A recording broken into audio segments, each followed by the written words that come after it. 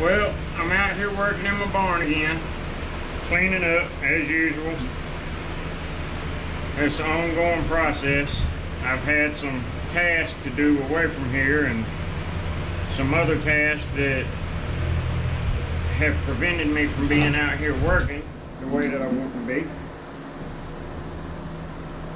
But anyway, today's video is not necessarily biblical in its base points and whatnot, but it does relate to the way that we think about Scripture, the way we mentally process things. And I'm going to go off into some areas that may lead you to believe that I'm insane.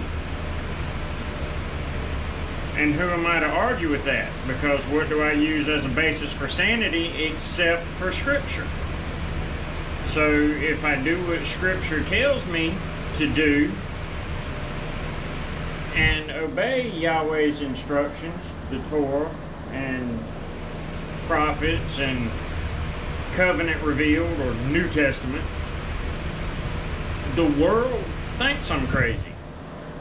And it even tells us that in the Bible. You know, the preaching of the cross to them that perish is foolishness. Now, that does not necessarily denote that I think I'm 100% correct and accurate in what I'm about to go into. But doesn't mean I'm wrong either. It's just one of those things that we can't know and we will never know until Yahweh reveals it to us. So, in standard astronomy, that's astronomy, not astrology. You know, I'm not talking about the zodiac here. I'm just talking about the stars and the universe in general and how things move.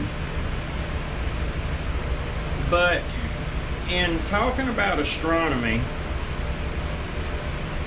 all of us are taught in school that the Earth moves around the sun and all the other planets in the solar system are moving around the sun. The moons and other satellites orbit the planets, and the sun itself is moving through the universe. And so are all the other celestial objects in the universe. So the simplest way to state it is to say that everything in the universe is in a constant state of motion. So I'm going to ask you this question: how do you know? The typical response would be, well, standing here on Earth, I can see the moon moving and the other planets moving and all of that in relation to the Earth. And we have days and nights and seasons and whatnot, so that tells us that the Earth is moving in relation to the sun. And we can look at other solar systems and stars and galaxies and whatnot in the universe from our current location and see that they are moving in relation to our sun. So as a leap of logic, it stands to reason that since all the other stars that are observable are moving, then our star or the sun is moving as well. And that's not wrong, but I can't say that it's right either. How do you know that the Earth is moving? Why couldn't it be that all of the entirety of the universe is moving around a stationary Earth? Oh, well, that's just crazy talk. Is it? Is it so crazy? Let me ask you this. If the Earth were stationary, how could you tell it? If the Earth isn't stationary, how can you tell it? Because what you're looking at and the deductions that you're making or the conclusions that you're coming to are based on your relative position. You know, your position relative to other celestial objects in the universe. You know, as far as that goes, every person on the planet in their own mind could say that they are the only stationary object in the universe, and the entirety of the universe is moving around them. So when I take a step forward, that's not actually that's not actually me moving forward on the surface of the Earth. That's the surface of the Earth and all the rest of the universe shifting, and I'm standing still. Now, I know that's not true. I know that I move on the surface of the Earth, and I'll stick with the cosmological model that says that the Earth is moving around the sun, and the moon is moving around the Earth, and the sun is moving through the universe, orbiting within the Milky Way galaxy. But I'm not 100% sure of that, and neither are you. You may claim to be 100% sure of that, but that's only your claim. Now, I say all of that, and I've left a critical feature out of this thought process on purpose. You know, not building suspense, but, you know, I'm sure some of you are sitting there shaking your heads, thinking how crazy I am. But the universe is a creation, right? Yahweh created it. So outside of the universe exists eternity, okay? And eternity is existence without time. You know, eternity is existence without any rules of any kind as far as physics are concerned, except what Yahweh says are the rules in eternity. I mean, pretty much like they are here in the universe. You know, what he said are the rules inside the universe because he said that they are. He has the authority to make that declaration. And I'm not going to argue with him. So there may not be any gravity or anything like that in the realm of eternity, which is outside of our universe. Okay? So to come back to talking about the universe again, we can't say which objects in the universe are in motion or are stationary. We can't even say that the universe is stationary or in motion because we are inside the system. Now, if Yahweh were to take one of us out and allow us to see the universe in its entirety, from his perspective, it may be that the earth is just a little blue and green dot right smack dab in the dead center of a spherical shaped universe, and all the rest of the universe is revolving around that little green and blue marble that we live on. But we haven't seen it from outside. So to put this into a smaller perspective, I'm sure most of you are familiar with Big Ben in England. You know, it's a ginormous clock. In fact, this is one of the landmarks in the UK or England. I think it's right in England, I'm not sure. But imagine you took a little ant and you picked this little ant up off of the ground and went inside of Big Ben and set that ant down on a gear, because you know it's a mechanical clock, so it's gear driven. Alright, so you got this ant sitting there on this gear and he's just looking around. Well, this gear is turning, right? Not turning very fast, most likely, because I don't think clock gears do turn fast. Well, some of them do. Anyway, so this ant sees everything in the clock moving, to include the inside of the building walls. He sees all of this stuff moving relative to the ant. Now, from our perspective, standing outside of the clock, you know, on the ground outside looking in, we see that the building is stationary from our perspective and all the gears are moving. From the ant's perspective, the gear that he's on is stationary and everything else is moving around it. So, who's to say if the universe is stationary or moving? You know, because we can't actually measure the movement of space itself, and space is a tangible physical thing.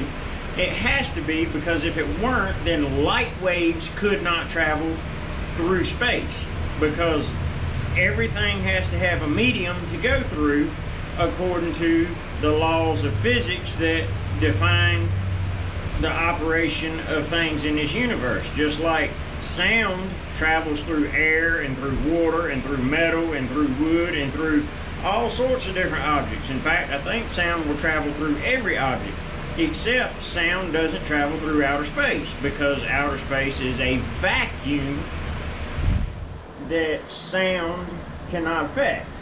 You know, so there's no matter there to carry the vibrations. All right, but space is different.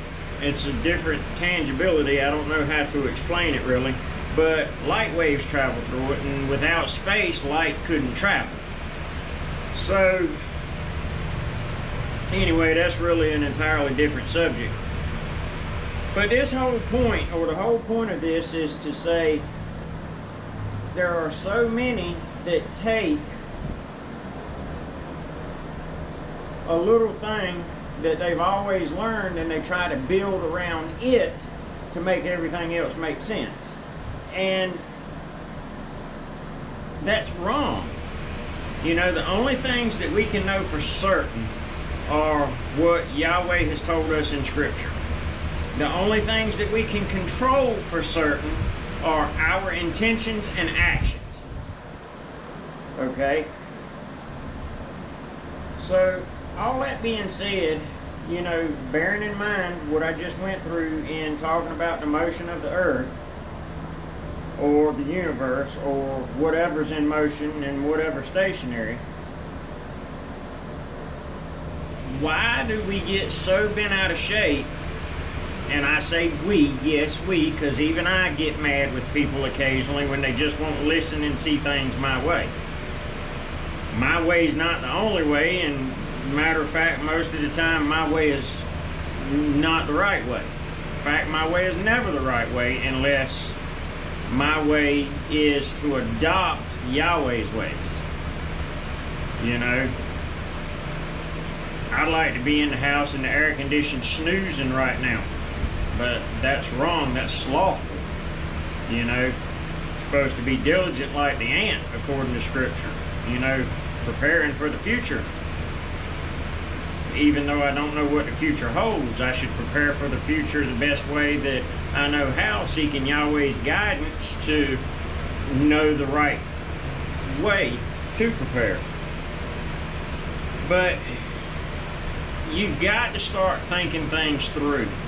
Now, how long do you think I have been considering the possibility that the earth is the only stationary object in the universe and the rest of creation revolves around the earth? You know, that's something that I have been contemplating for many, many years. Did I believe it then? No. Do I believe it now? No. But the fact is I thought about it. And I'm sure that many of you think that it's insane or a waste of time to think about it or something other like that. Well, I'm here to tell you that it's not. And Scripture says that it's not a waste of time to think about things in that depth and in that detail. Proverbs 18:13. A man that answereth the matter before he heareth it, it is shame and folly unto him. Okay? So, and no, I'm not applying that scripture specifically to talking about the world as stationary and whatnot. And I was about to say flat. No, I do not believe that the world is flat.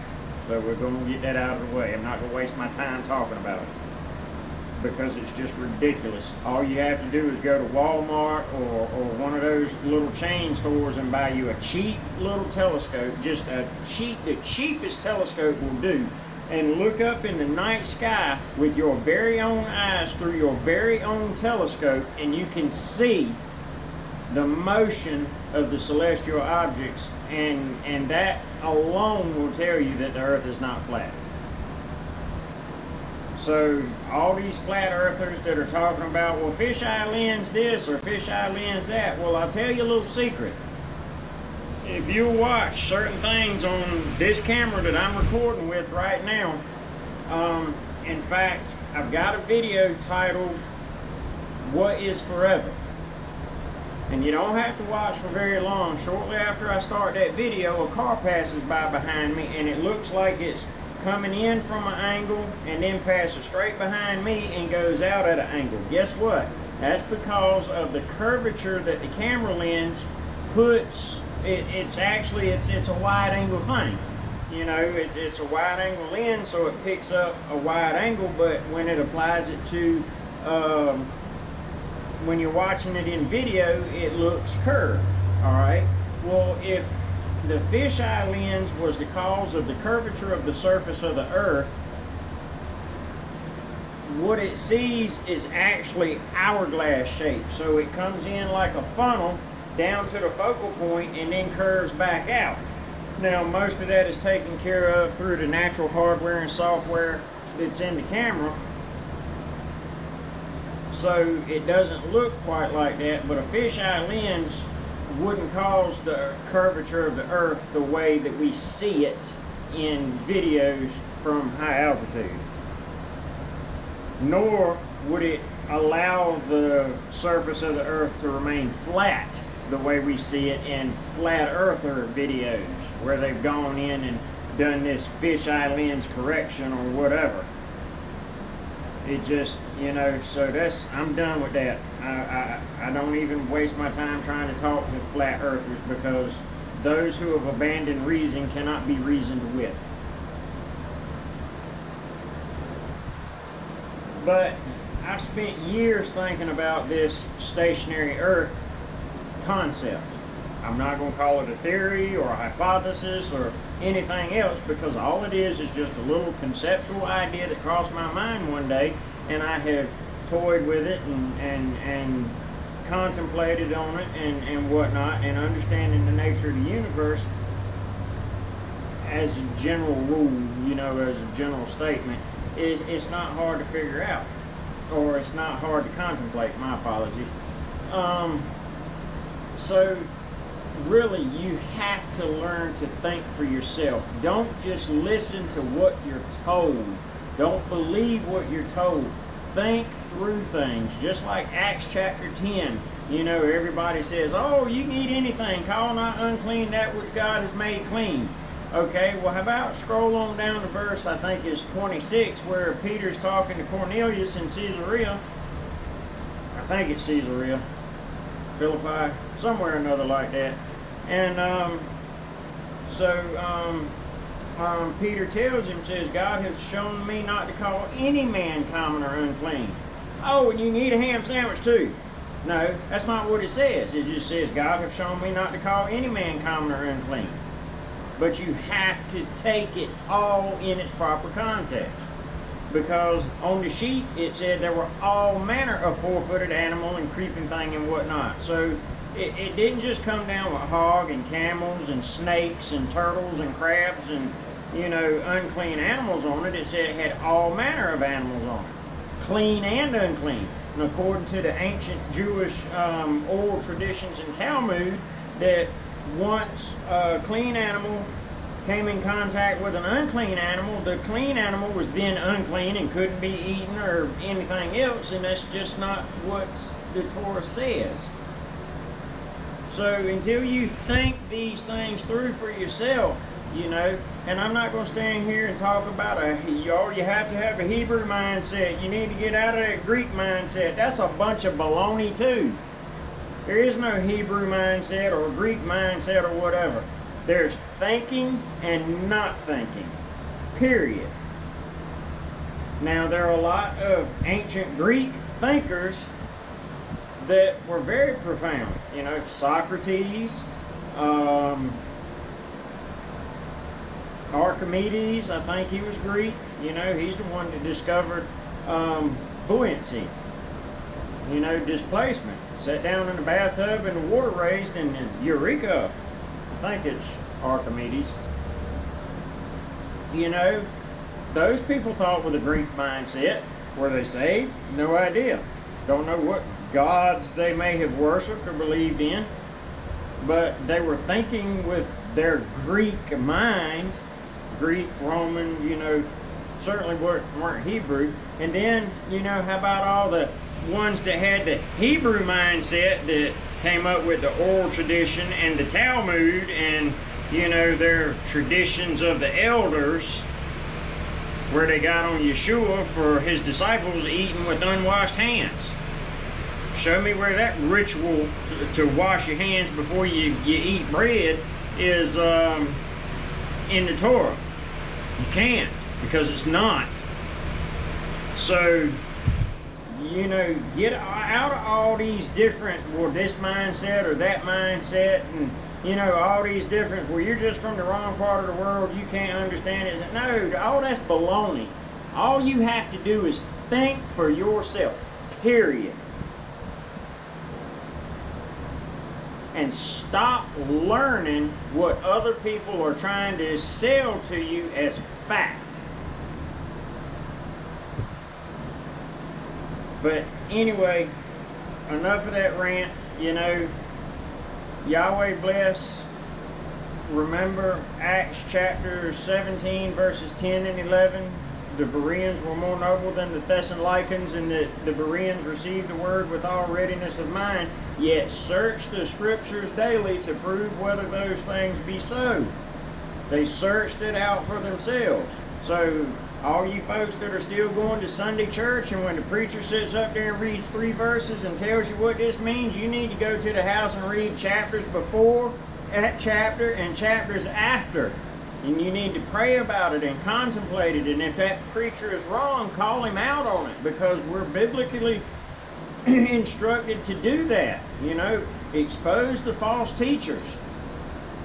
All right, and the next one, study to show thyself approved. 2 Timothy chapter 2 verse 15. Or chapter 3 verse 15. 2 Timothy 2, I think it's chapter 2 verse 15. It's 2 or 3, but it's verse 15 in 2 Timothy.